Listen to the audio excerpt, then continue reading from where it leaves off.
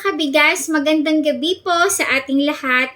Nasa bahay na ako, nagpapahinga na, magpapahinga na po sana. Kaya lang, sa sobra pong madaming nagko-comment po regarding po sa mga post po natin tungkol sa bigas, dahil gusto nilang humingi ng mga informations and details regarding po sa presyo, sa variety, anong klase ng bigas, kung nagdi-deliver po ba kami, o paano po ba sila o-order o paano sila makakapag-avail po ng product po natin na nilalako.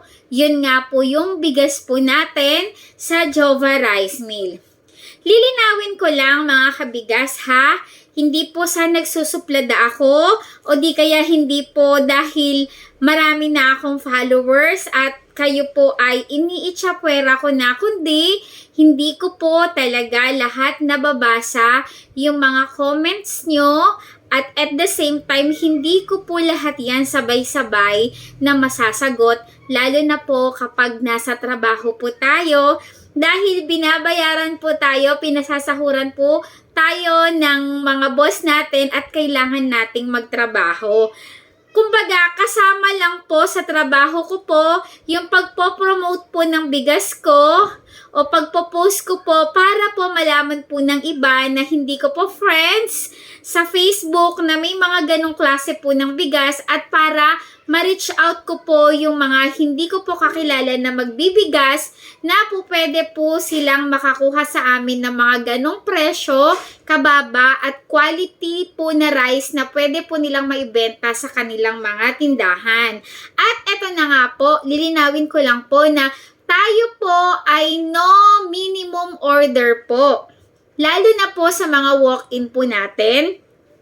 Wala tayong minimum na order, 1, 2, 3, 500, 1,000. Kung kaya po ng stocks namin, ay ibibigay po namin sa inyo. Regarding naman po sa mga deliveries po natin, wala tayong free delivery. Lahat po ng presyo na binibitawan ko, na binabanggit ko po, lahat po iyon ay pick-up price. Ngayon po sa nagtatanong, reseller po kami ma'am, magkano po ang presyo namin?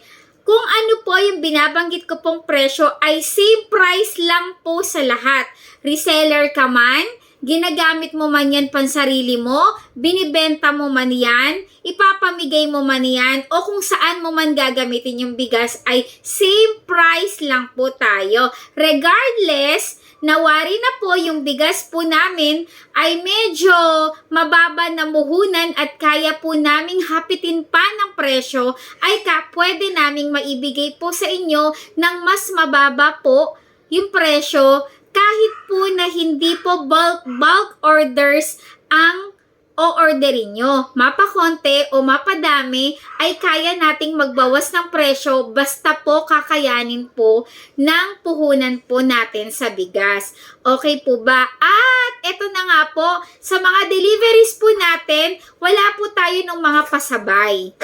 Sa mga deliveries po namin na gustong mag-avail, ay meron po yan minimum na karga at meron po yan delivery charges kung saan po yung mga lugar na pagdadalhan. At hindi po pwede yung iba-ibang lugar po ang pagbabagsakan doon sa isang truck. Sa isang truck po ay isang area lamang po, kaya may minimum load po tayo. Mga kapatid, nawa po ay nalinawan po tayo ha, para hindi po tayo paulit-ulit na nagtatanong po kung po pwede po ba yung ganito, ganyan. Ha, sana nalinawan ko po kayo dahil pasensya na talaga, hindi ko po kayang sagutin lahat ng mga katanungan nyo sabay-sabay, lalo na po yung mga nagpi-PM, ay sorry po.